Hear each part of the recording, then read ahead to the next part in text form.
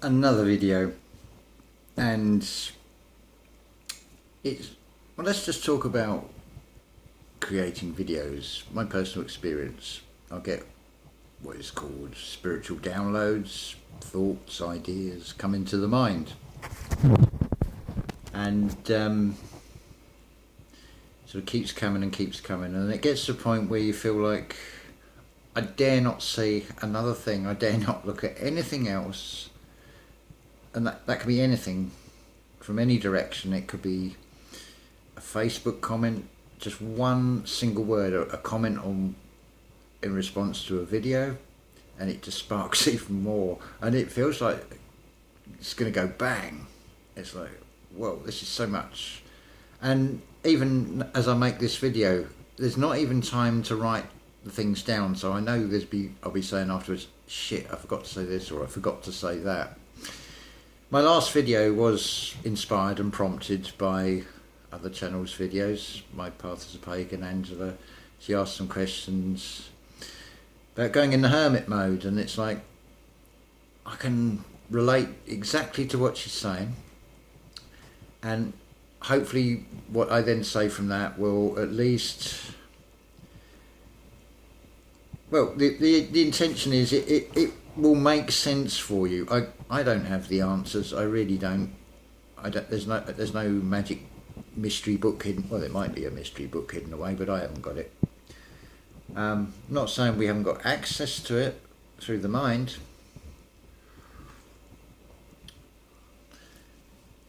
And Nigel, Devil's Playground 2, you said simulation and emphasised the SIM, and then I'm thinking the Sims game, Simpsons, SIM cards, similar. Is a sin? Because the M and the N are often interchanged in the English language, at least, and then you get words like autumn and with the M and the N. It's like, why is there an M and an N? And column is another word with the M and the N. It's not sounded out. I've sidetracked already.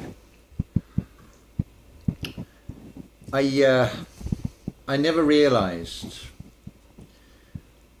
this moment now, and this way of thinking, this universe I invite you into, and it is, to many, it's a very strange universe, and I'm talking about the one in my mind, the one, it goes back to that childlike wonder and asking why, that question that parents end up saying, because I told you to, because they haven't got the answer, and they get frustrated because it's like the terrible twos, they're asking why. Well, it's a natural thing to ask why, and then you go into the education system, something doesn't make sense, and you're asking why, and eventually, well, not eventually, but fairly soon you get the response from the teacher who says, we're getting a bit off tangent, we've got to stick to the curriculum. Well, that to me is a bit of an oxymoron. Surely you go to, the whole purpose of going to school, the education, was to learn. I mean, that just seems to highlight that it's not learning at all, it's controlled programming of how to think and what to think about something, which I think is pretty evident anyway. Where were we going with this? Yes, so I looked in years ago, over I think it was a 12, 14 year period, the Brockhurst family, Brockhurst, it's got many spellings, you can almost hear the dialect in the way it's spelled, Brokhust, Brockhurst, or Brockhurst. And Brock is the Old English name for badger, Hurst is a clearing on a wooded hill. From Anglo-Saxon derived part, so it's a formation of two, a descriptive type of surname. Now the thing with all that research, as much as anything else, I was surprised myself how much I'd retained, how much would spark, oh, that's a this, that's a that, driving around.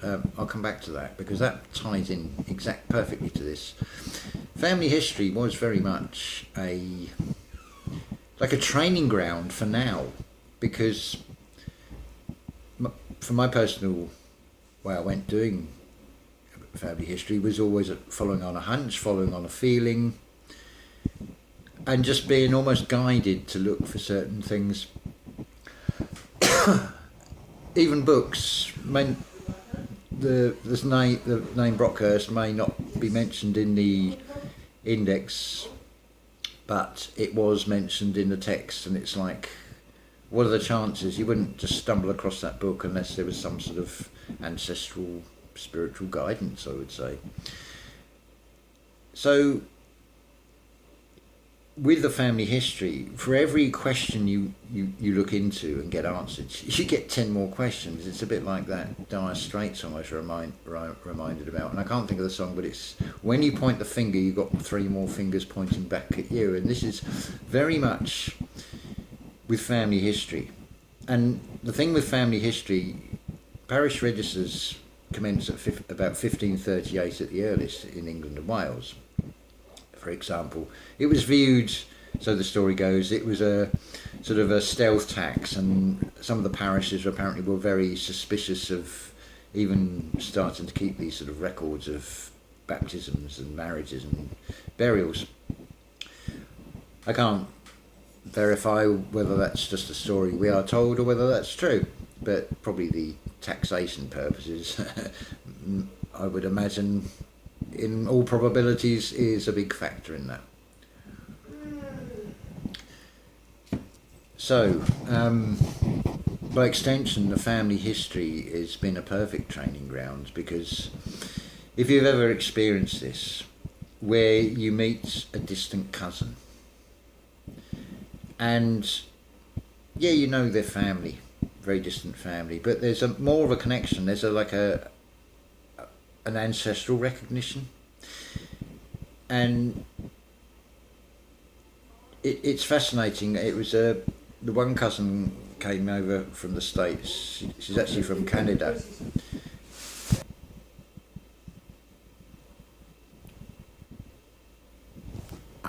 Just restarted the video. External realm interruptions. The AI at work, you could say, or whatever. Anyway, where was I with this now? Yeah, so when you meet a cousin, you've got this like family, bloodline, ancestral sort of level of perception, recognition. There's a feeling, and by extension, with this spiritual path, there's many of you that I've met more via the internet than in sort of physical person, but there's that same non-tangible energy feeling of, I can only call it soul recognition. I have experienced it in the physical realm as well, and it's like there's no words needed to this. It's just something you feel inside yourself. I'm making a very poor job of trying to describe something which the only way you'll know that is to experience it. It's that thing, the secret is known only to one. It is how you feel and the feelings inside you from something external of you. Only you know how that feels inside you, but I think you get the general idea, at least, with this. There was a lot more. Yes, purification. That came up in the comments. Purification of good and bad. Well, in Latin, it's called Asperger's, the Roman Catholic ritual is called Asperger's. I mean, what are the chances the word Asperger's is used for purification, and it's also used as a very negative label, same as autism. Autism basically is I am. It's the system can't control people who think out the box, and it's a beautiful thing. We're told, oh, it's a defect, or it's not a fucking defect. Imagine what today someone like Mozart, who was said to be absolutely useless at everything, he couldn't even cut a slice of bread.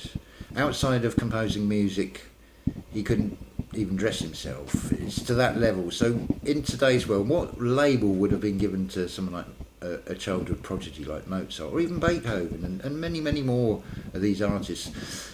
There has to be some sort of, I don't like to use the word imbalance, a different configuration, a different wiring, a different circuit to be able to think in that way. But imagine if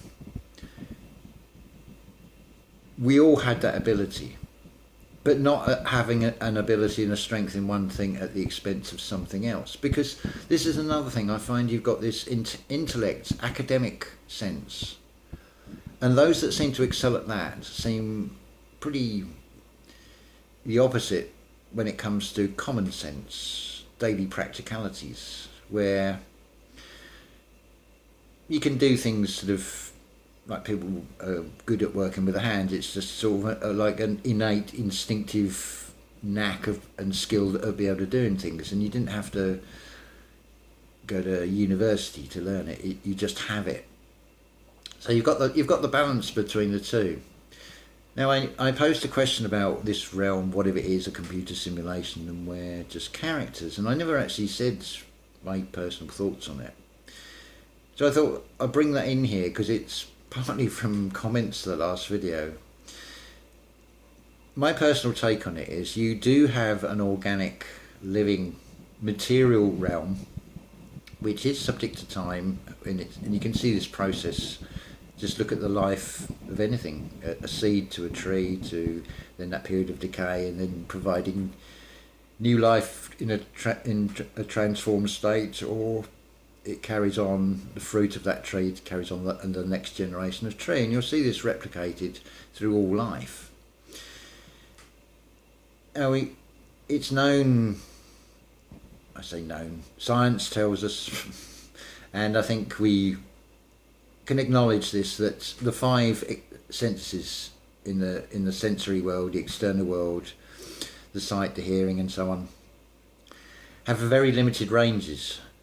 So I would suggest what you've actually got is an organic, natural realm that then has, like, I think this is where the term lifting the veil partly comes from. It has this frequency overlay that will move things just outside the perception of most, but not move it so far, because how else would you have psychics, mediums, and all the other terms we use for, and that, like somebody's just walked over my grave, or I've got a feeling about this house. Where does that feeling, that these things that would in the material realm would say that's not rational, but the feelings are very real to anybody who's feeling something. You get a foreboding or about a particular building, for example, or another building you feel at home in, an area of the world you might feel at home with. There seems to be something with ancestral communication on that one as well, and it may not even be down to the historical ancestral family that we do know of, because what do we know to be really true? Why are we called Caucasian if we're what is generally white skinned? I hear calls, I hear occasion in that word, the voice saying that in my head, and obviously the Caucasus Mountains. It could be that sort of real backstory in some way behind this whole Tartaria thing. Interestingly, in Latin, hell is subtartara. You just can't make these things up. They just are, and it's funny how we're led to find them. And so I'd say the ultimate truth is a secret known only to one. The truth is a very individual thing to each person, and it is down to how you feel about something. If something feels 100% right to you, no matter what the external realm is presenting to you, then go with that feeling. That is the truth. Hello, I'm making a video. I'm making a video. It's alright, no worries. Do you want to be on camera? There you go. That's Alexis. Okay. What are we doing?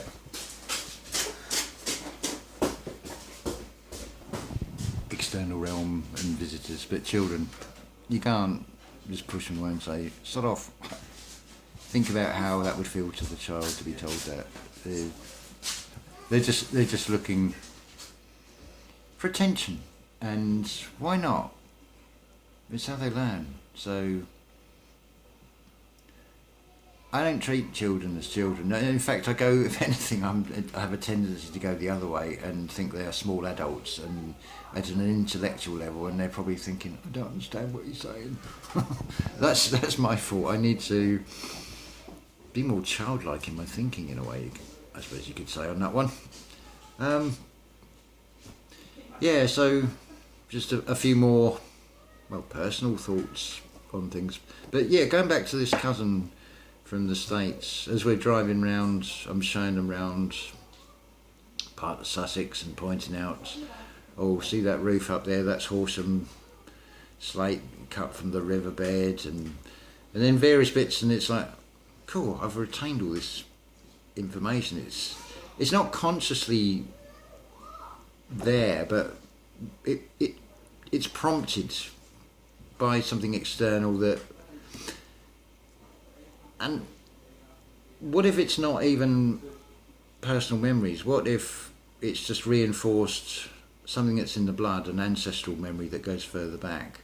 Because I certainly felt very drawn, and I have felt very at home and very drawn to areas where I know I've got ancestors. Interesting, this particular cousin. I was thinking about this just prior to making this video. The common connection, we've got to go right back to fourth great grandparents. So we're looking, let's think about this. The era would be 1747 to 1834. Yeah. One, what was his name? John Brockhurst. Yeah, lived to the, I hope I got that right, or was it Edward? Lived to the age of 86 anyway. I mean, that's quite an amazing tale and things when I've looked into this family history, and it's lovely to go to an area and you're seeing the landscape probably pretty much the same as your ancestors saw, and you're walking on the very same ground. That's a magical feeling, and even if it's not, you haven't got conclusive 100% proof of something, if you're in that sort of general area where you know you've got ancestors from antiquity, as it were, just try it, and that feeling, you're just, that's the only way I can say it, it's just do it for yourself, experience it for yourself, and then you'll know what that feeling is like. And it comes right down to the secret is in the feeling. Which secret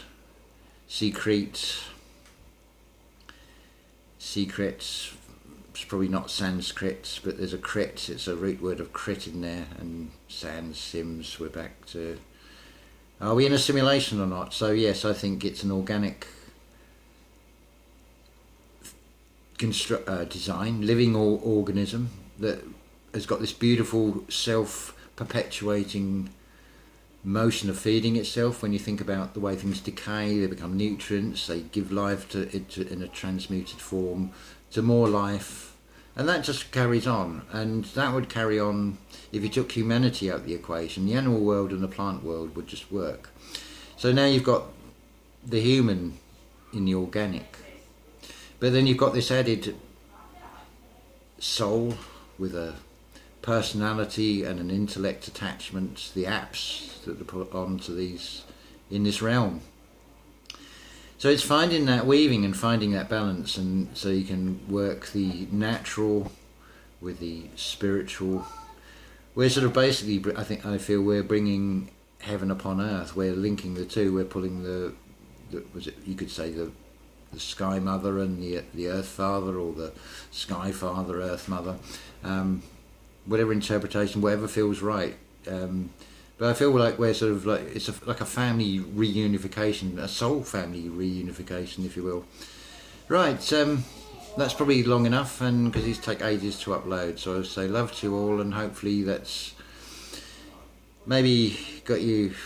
The whole purpose of this is to spark something, so you go within yourself to find the answers and find that truth that was in with you, something that resonates within you. You'll know it's the truth by the way it resonates. Is I think perhaps the best way to describe it. So ta-ta for now, and love to you all, and have a wonderful day, whatever you're doing, or wherever you are.